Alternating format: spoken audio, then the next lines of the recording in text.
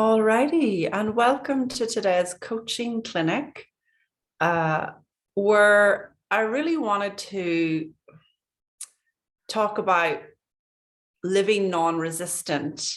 And then what occurred to me within that was, what I meant by that was really being able to accept and handle what life presents you. And so particularly when life presents you something you don't want, in the case of a breakup or a death or a job loss. So when I talk about living non-resistant and the topic today being three ways you can begin to do that, I really want to have an emphasis on not resisting our experience, especially the experience in front of us, whether it's something harsh and cruel, like in the case of somebody dying, or whether it's something financially difficult, like in the case of you losing money or your job or just not having enough. It's so this living non-resistant is what I want to talk about today. And to get us started, I normally like to do a little grounding meditation. It sometimes turns into a visualization, so we'll see how it goes. But just join with me now to get yourself settled. Just join with me now as you close your eyes and place your feet on the ground. And set the intention that in this meditation, we're going to get clarity and insight around where we can become non-resistant.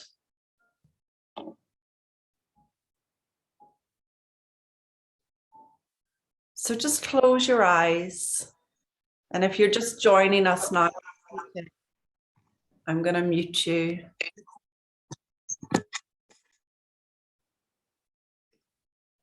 Just close your eyes as we join here for the opening meditation. And I want you to see roots coming from your feet down through the ground, right down into the underground. Wrap those roots around a rock at the bottom of the earth. So really feel those roots connecting you to what's going to hold you throughout this space. And see golden light coming up from that rock.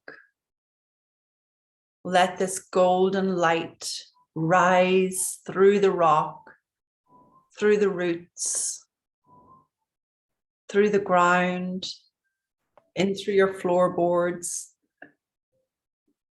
up through your feet, up through your ankles, up through your legs.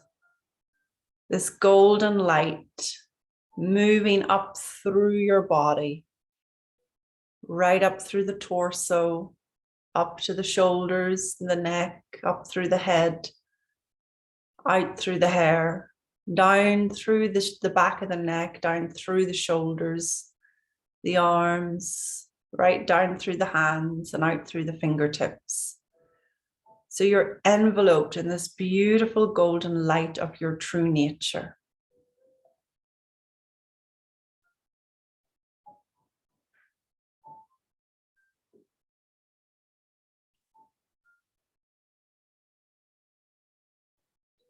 Surrounded now by that loving light. And send that light to any part of yourself that needs some healing, requires some assistance.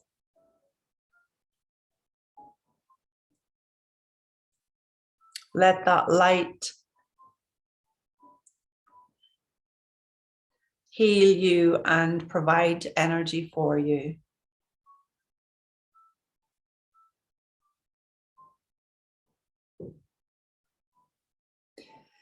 And then just see in your mind's eye a beautiful garden And you're going to open a little gate and walk into that garden. Notice the colors. Notice what's available in the garden.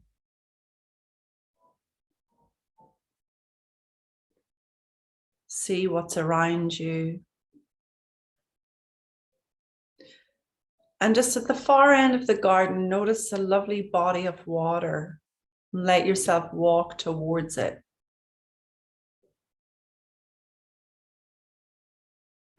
This body of water holds information.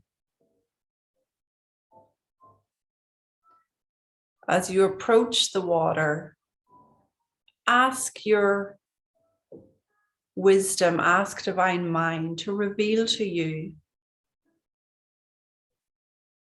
where you can be less resistant, where you're showing up in life that's pushing and efforting too much. And see the image form on the water. You might see yourself with someone. You might see yourself doing something. Let the water speak to you.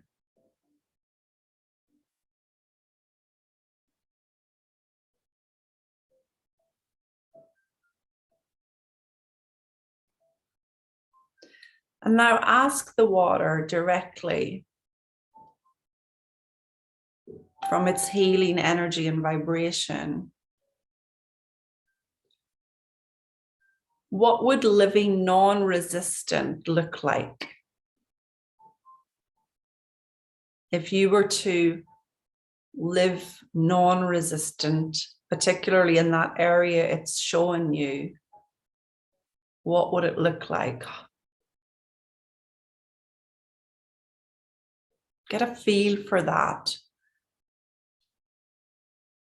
Get a feel for how living non-resistant would feel to you.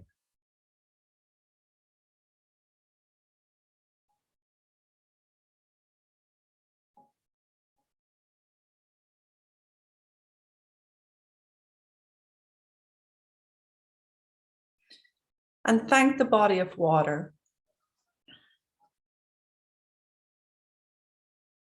for the clarity and knowing of where you're living resistant and where you can ease up a bit and let life lead you.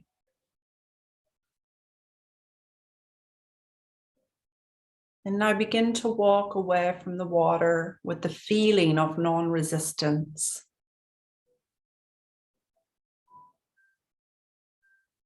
Much like the water, living non-resistant allows for flow and mellowness, and even when there is turbulence and waves, there's a stillness underneath all of that, much like the water has. Walk along the garden and come back to the gate, opening it gently. And step into this moment. Feel your body on the chair, on the bed, on the sofa, wherever you are. Feel your feet firmly planted on the ground.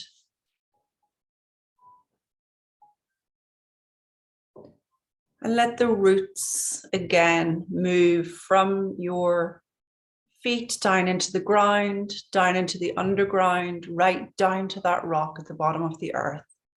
And wrap those roots around that rock. Feel yourself rooted there, grounded there, in this moment there. Take a deep breath in through the nose.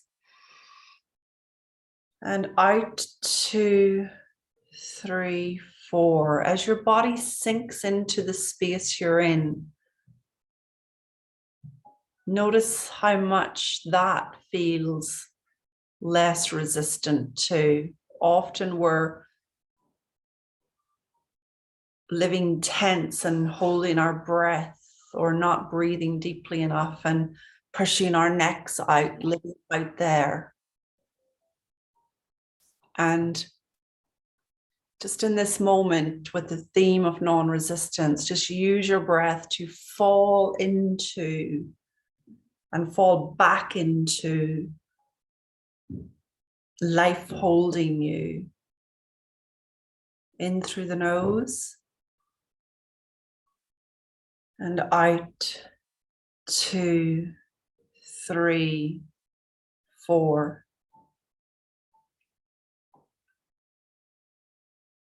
In through the nose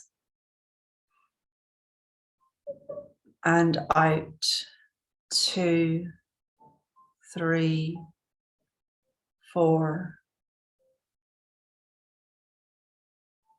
Coming back into the space, opening your eyes. Feel free to put your video on if you prefer. And just notice the feeling. You might notice a sense of relax. You might notice a sense of easiness. You might notice a less tension. And as we go along in today's clinic, that will deepen.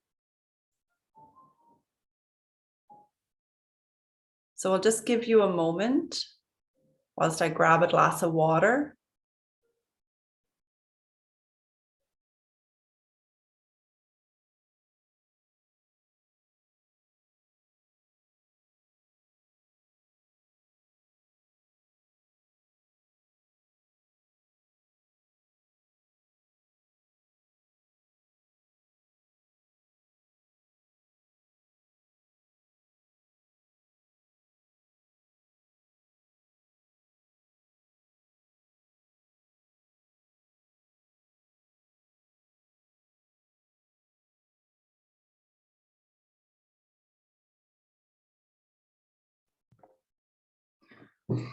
So if you're here for the first time, welcome. And I do talk slowly as a means to just helping you slow down as well. You can just notice how that impacts or what that feels like for you by the end of the session. But today's topic is, living non-resistant. And as I said at the beginning, very much with a focus on how do we do that when we're faced with life's losses, life's challenges, things that are happening in front of us that we don't want. And so the first way that I encourage you to live non-resistant is to just notice the level of tension and tightness and even breathlessness you're walking around in. That might not be 24/7 for you, so unlikely to be. But if your general experience of life is rushed and tensed and stressed, and you find yourself taking deep breaths more than you used to, that's wonderful feedback that you're trying to do it all, that you're resisting your experience, that you're holding the reins. And that doesn't leave a lot of room for life to live you and lead you and direct you. I didn't know that I lived like that for years. I was 33 years old when I was sitting in a room full of lovely people, and the conversation that was happening in that room with a coach wasn't particularly profound. But in that conversation, I noticed that I was really worried about getting it right. I was really concerned that the coach was going to ask me a question in front of the group. And what if I got it wrong? I was really concerned about how I appeared to the group. I was so concerned about whether or not my handbag matched my shoes and all sorts of other external things. And my feeling state was like this, tense, and people's experience of me was guarded a lot of the time. People could sense that energy. And it was in that moment that I saw and felt the way I was holding tightly to myself, the way I was self-conscious. In other words, the way I was resisting life with all that noise going on. So our feeling state is so helpful, because I literally remember taking a breath and falling back into the chair and my tummy muscles relaxing. And feeling like, what am I doing wearing these tight jeans? They're uncomfortable. Why am I wearing high heels? These are uncomfortable. I just lived that way up until I saw that. I didn't even recognize a lot of the discomfort.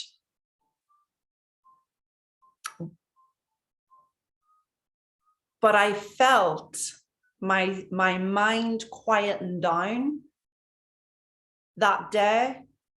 And as a result of my mind beginning to quieten down, I saw what I was doing to myself with my thinking that was always trying to measure up. And I relaxed. The self-consciousness slowed down. And what was really interesting about that experience was I went from living tight and resistant, trying to control the opinion of others about me, which was impossible, to living freer and easier and non-resistant. And the world fed back to me that change very quickly. I remember getting a lot of feedback and comments like, oh, you seem more relaxed. Oh, I really like your energy. When I listen to your videos, I feel calm. Oh, you seem to have a natural way about you. There was a lot of external feedback started to come in very quickly. And one of the biggest things that happened for me was I went from being camera shy to coming on camera, doing video, doing photo shoots, doing everything with a smile, not so concerned with how I was coming across anymore, not so resistant to my experience. Now, that's just one story for you around, as an example, around point number one of knowing when you're living resistant. You know by the feeling of tension, self-consciousness, stress, tightness, worry, anxiety that you're living in. And as soon as you begin to catch that, which you will, as soon as you begin to catch that, your experience of life becomes less resistant.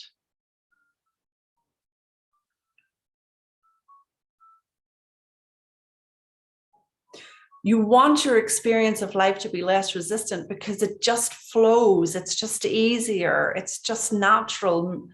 You're wide open to miracles. You're wide open to life. Your mind begins to slow down. You have access to greater wisdom. You hear divine mind. You're guided. You're less wound up. You're not crunching down on potato chips in order to get some release from all the tension. You're just in a state of grace.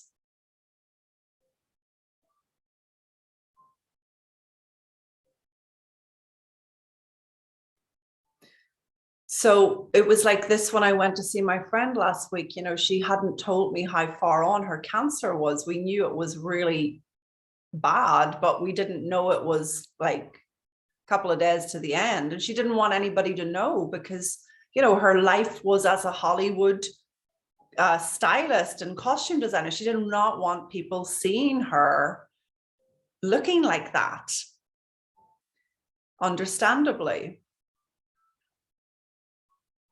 She was resistant to what was happening.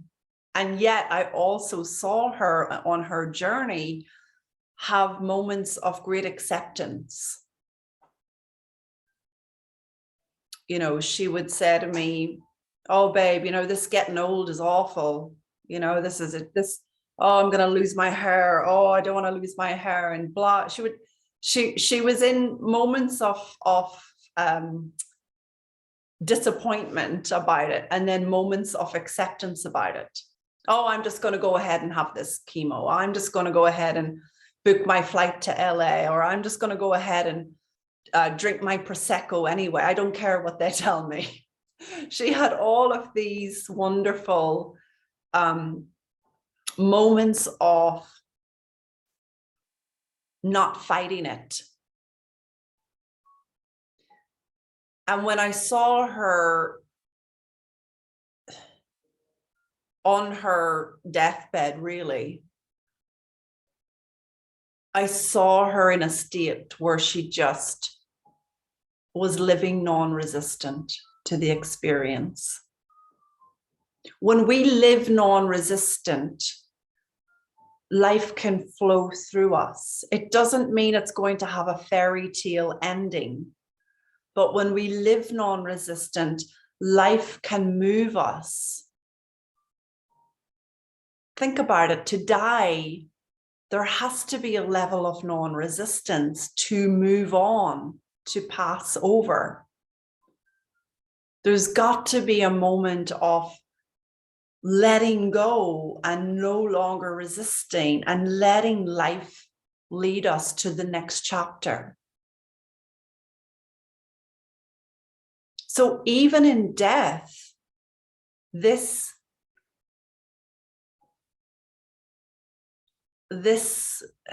living non-resistant can allow us a graceful transition. And it looks to me like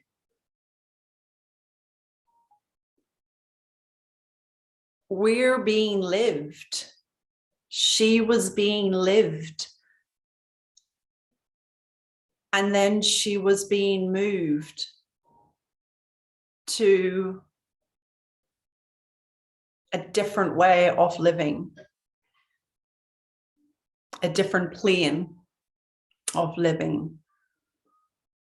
As much as we think we're in charge, we're in control, if we just do the right thing, then we'll be okay. If we say the right thing, people won't leave us. If we take all the right medicines, people, you know, then we'll be fine. And even when I think about the words, even the words, you know, our battle against cancer, our fight against cancer, that's just all resistance, resistance, resistance, resistance, resistance. It's exhausting. The second way you know when you're living resistant to life is the level of exhaustion you walk about in.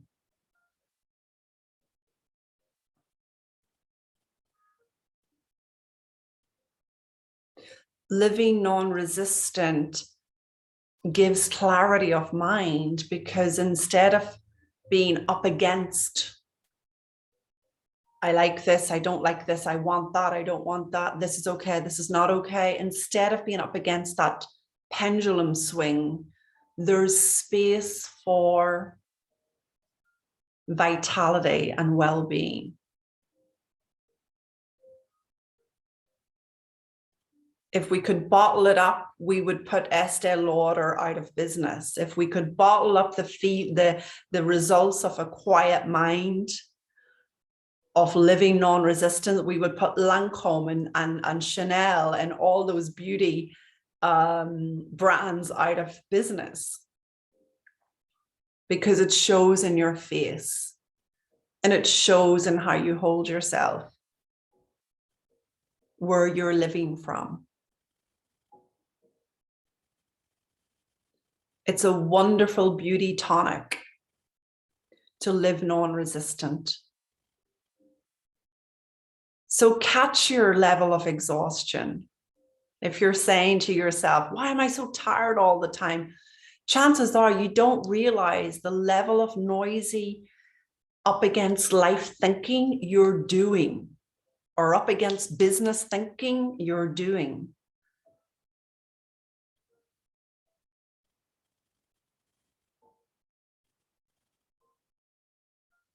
If even in death we have to find a level of non-resistance, then why not start now and enjoy every moment that is here? Why not get good at the practice now of living in a way that leaves room for divine mind to operate through you? Another example that really struck me this week was I had a lovely friend call me, and she was devastated because her partner had decided he'd had enough and was off. And as I was listening to her, the word urgency kept coming to me. And she was even urgent about getting him back. She was urgent to fix her feeling about, this is uncomfortable. I'm not going to, how am I going to cope without him? She was very urgent to feel better and get him back and fix the situation. When we're living resistant to the experience, we often speed up. You know, I said this before, that animals are, you know, when animals get lost in the wild, they stop still and regain their bearings. Humans, on the other hand, get lost, afraid of their feelings, dislike their experience. And the first thing we do innocently is we speed up our thinking. And our thoughts start going hundreds of miles an hour, and worst case scenarios. That's how panic attacks begin to come about. That's how people get themselves in trouble physically. Urgency is a wonderful friend letting you know, stop.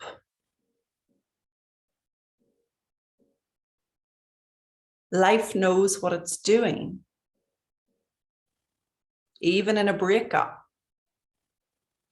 even in a death, even in a financial crisis.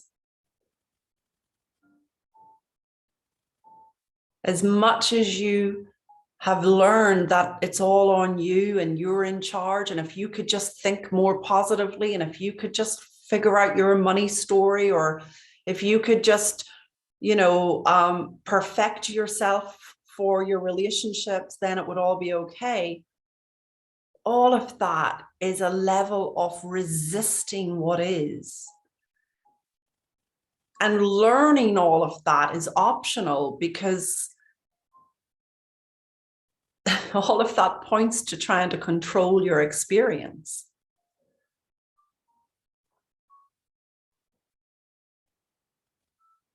So the third way we can begin to live non-resistant is to catch the urgency. Any level of speeding up, everything looks urgent, everything looks fast, I'm not going to be okay unless. Catch the urgency. It doesn't mean you need to pull the trigger on the situation. It means regain your bearings. Stop, come back. And when we do that, when we finally let go, we're able to then see clearly. We're able to move ahead. We're able to find our direction. Or we know what to say to the guy that's walked out on us. Energetically, we shift. We're not coming from an urgent energy of, if we don't fix this, I'm not going to be okay, whatever the subject is. We're coming from an energetic space that's open and alive and filled with possibility. That's very attractive to the world. And it's also very conducive to finding solutions.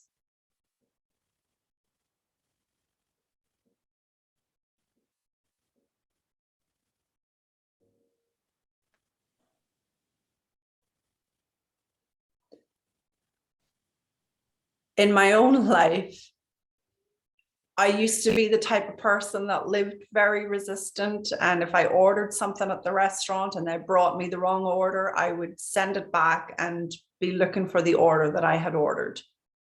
I used to scroll through the menus and take so long trying to, well, what should I eat and how should I, and blah, blah, blah. There was a lot of noise and resistance, which made decisions difficult. And then, oh no, I regret my decisions. Maybe I made a mistake. A lot of doubt, a lot of wondering. Nowadays, if I order something and I end up with something else on the plate, most of the time I'm saying, thanks, life, for sending me something I needed. When I scroll through a menu nowadays, I'm simply looking at what's the first thing that sticks out. Okay, let's go with that.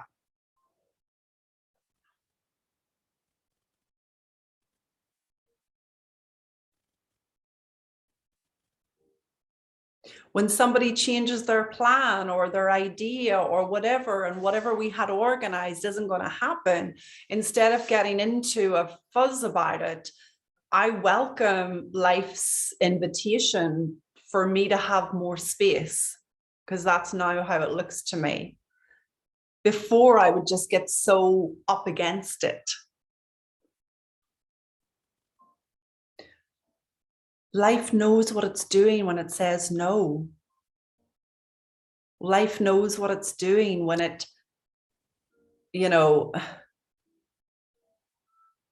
orders you something else or some.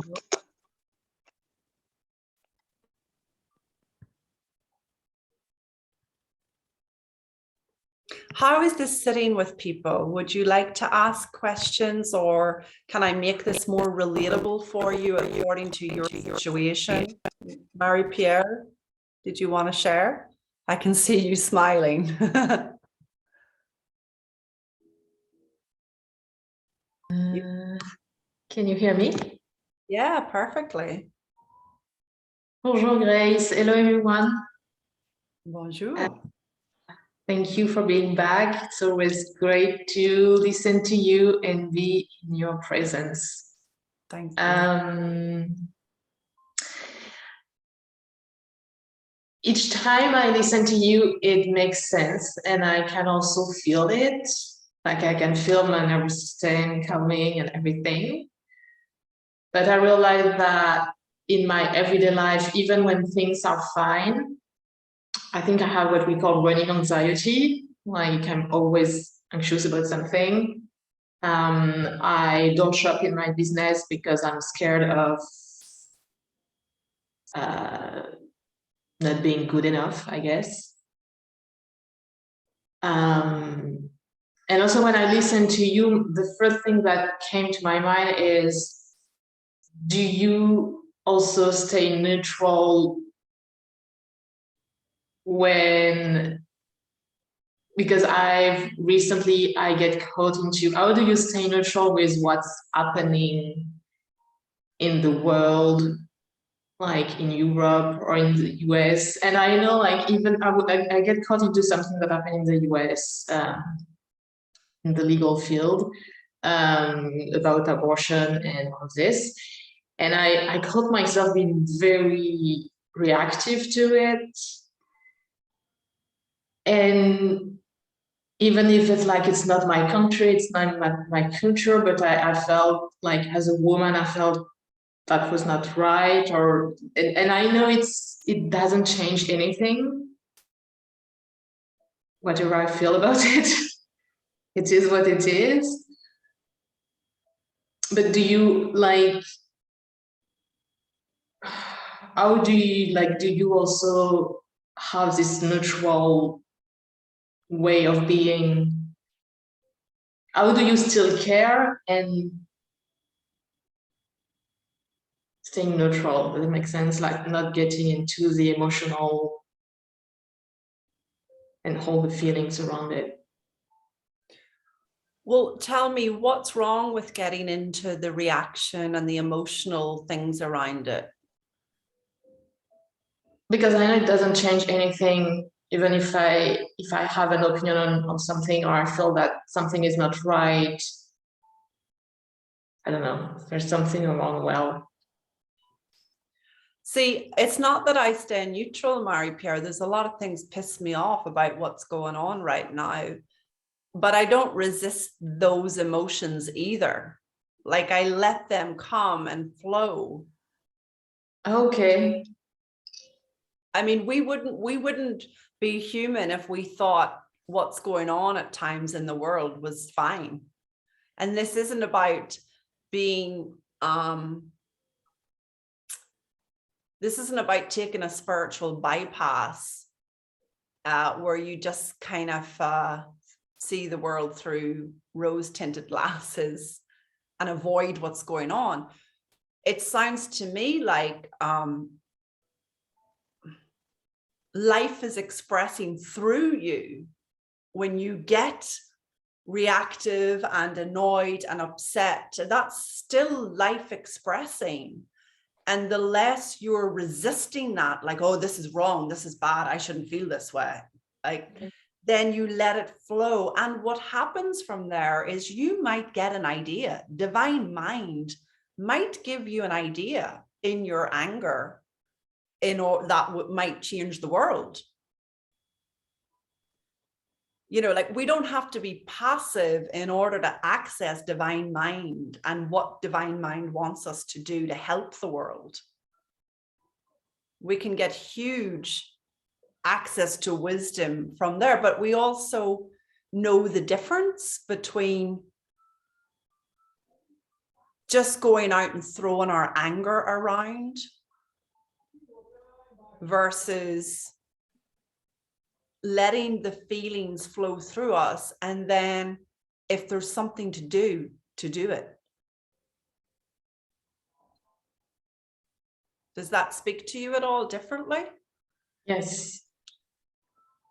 Yeah, it's a great question, and it sounds to me like an area where you just gonna get to let yourself be less resistant. Some people don't like those intense feelings because they worry that they're going to get out of control. So a lot of us women in particular have learned, don't get angry, don't upset the boat, don't rock it, you know, you must appear pretty at all times. And it's like, we've learned we've been resisting the other side of ourselves. And that's detrimental to your health. Let your experience flow, good or bad. Good or bad. Not even good or bad, because who's categorized it anyway? But, you know, let your experience flow. And you'll know if wisdom is telling you, hey, Marie-Pierre, actually, let's do this about that situation. Great question. Thank you. Thank you. Anybody else got a question or a comment?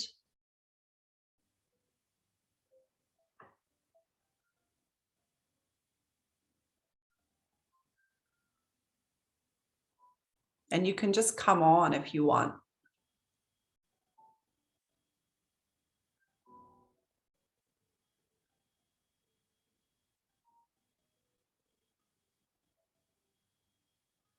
So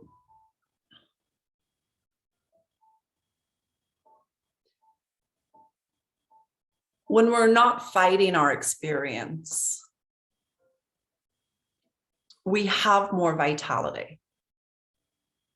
We definitely have more energy.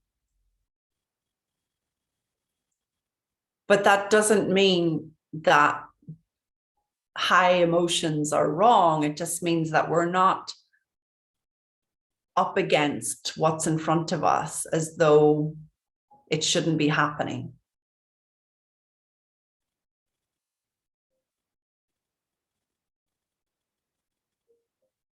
And this is particularly true in breakups, bankruptcy, death.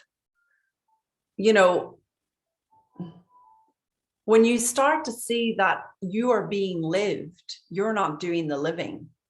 You are being lived by the same thing that is taking your next breath, by the same thing that is beating your heart, by the same thing that is, you know, digesting your food without you sitting in the background, like working at it. When you start to see that you are being lived, you can also begin to see that everybody else is being lived too. So if they walk out and they leave you, let them find their way. There are a number of occasions where I literally left Francesco because my mind got so wound up. Should I be in this relationship? Should I not be in this relationship? Should I be in Italy? Should I not be in Italy? I didn't know at that time that this was a game that my insecurity would play with me. It was a pendulum swing. It kept me out of my peace. I didn't know that. So the best I would come up with was, oh, we need to break up. And luckily I was with a man who wasn't so insecure about himself. So he didn't like it, but he didn't make it really personal. And it got to a point where he said to me, Grace, you know, if you need to leave sometimes for the rest of our relationship, I'm okay with that. Because every time I would leave, after about two or 3 days, my mind would quieten down and the wisdom would come rushing in. And the wisdom was often, what are you doing? Like, this doesn't, like, the feeling was informing me very deeply that I was out of my mind.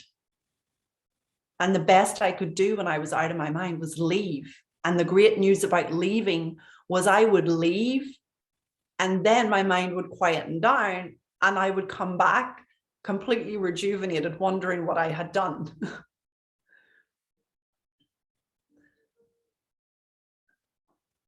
Now, it happened a couple of times. It wasn't a regular thing, but it was enough for me to begin to question the insanity that we sometimes live in and the humanity that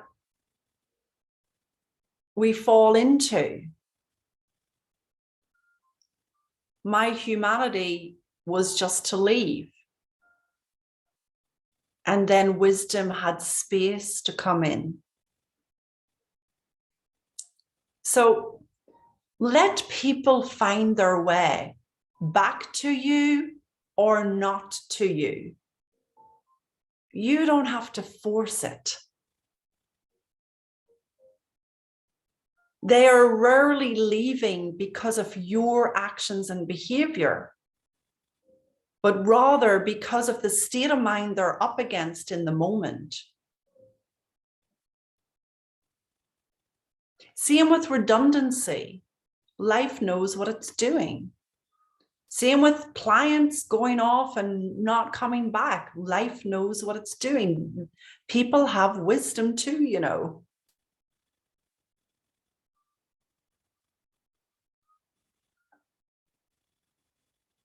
Same with death.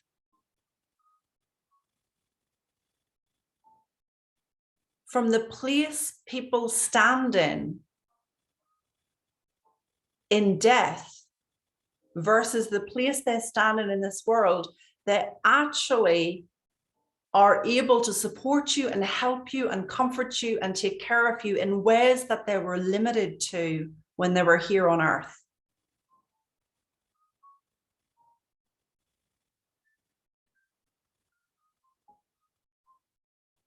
Life knows what it's doing when it brings you into the world and it takes you out of the world. Let yourself be lived. This whole idea that it's your fault that things aren't working out, that it's your fault, that if you only put in the mental work, if you'd only think more positively, if you'd only blah, blah, blah, whatever, fill in the blank.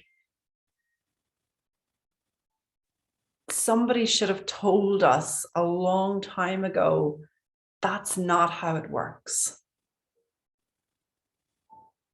Your job is to follow your feelings of inspiration, of aliveness, what's calling you now, what's flavorful for you now, and to know the difference between divine mind speaking to you and Bob the drunk in your head shouting the obscenities. Because when you really know the difference between those two, there's flow.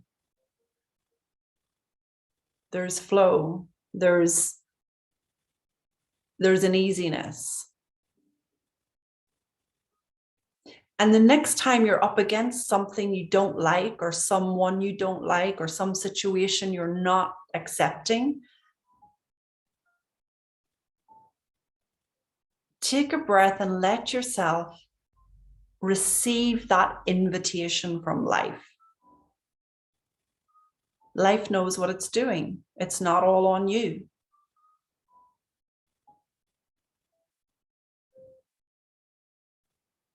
Any more questions or comments? And you're welcome to write in the box if you don't want to speak.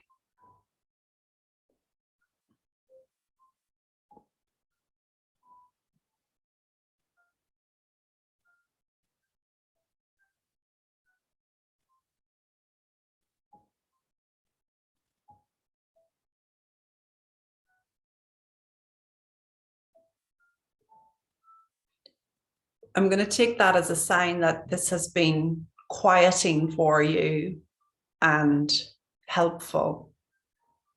Because often when our intellect stills, the questions fall away.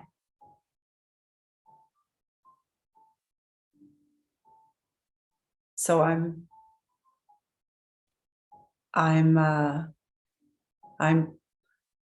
pleased if you have joined us today and if you have received something, and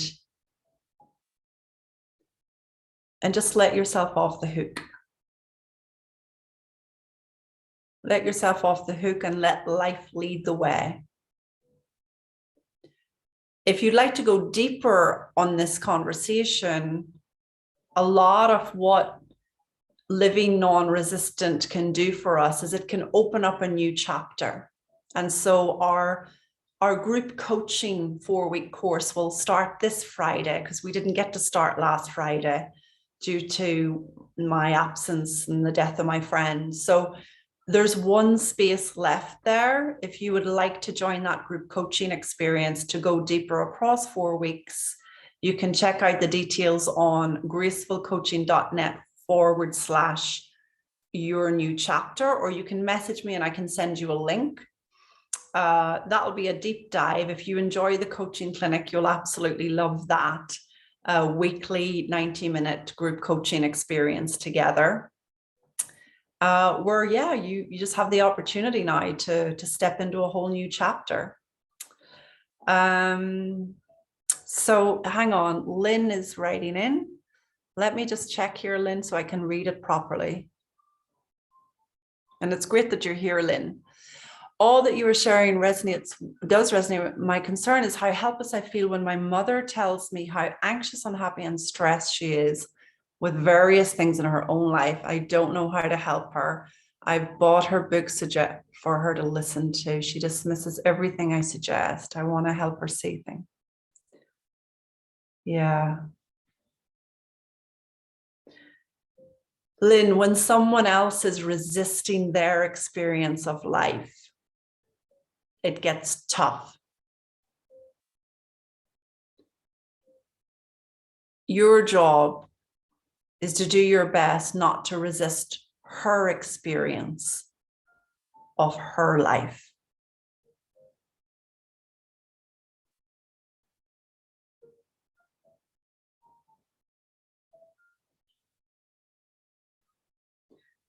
Of course, we want people to live in a feeling of ease. We want to ease their pain.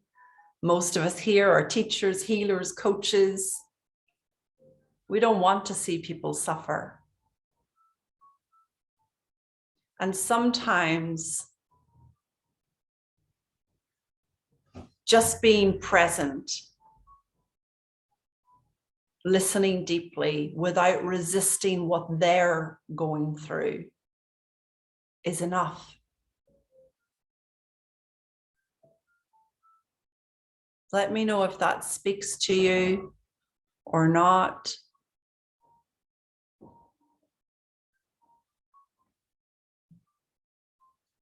People will walk this world fighting their experience, and they will have anxiousness, stress, and unhappiness as a result.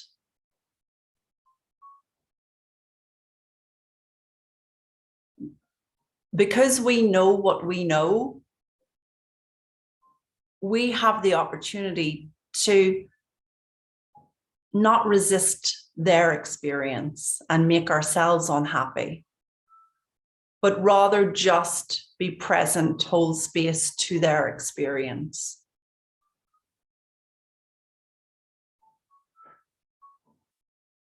It sounds to me like you've done a lot, Lynn, to try and move her beyond what she's going through. And when she's ready, and if she's ready, and if she's never ready, that's okay too. Do your best not to resist what her experience of life is. And I take that advice for myself because it's a wee bit similar with my mother too. All right, everybody. I think if there aren't any questions or comments, I'll leave it there. I'll see you back here for coaching clinic on Tuesday. And I know many of you are in the Start Your New Chapter group starting on Friday. So I'll be with you all Friday at 11 a.m. New York, 5 p.m. Italy, 4 p.m. London. You'll get a link for that if you've already signed up. And lots of love. Thanks for being here today and for all your patience last week. Take care. See you soon. Ciao. Bye.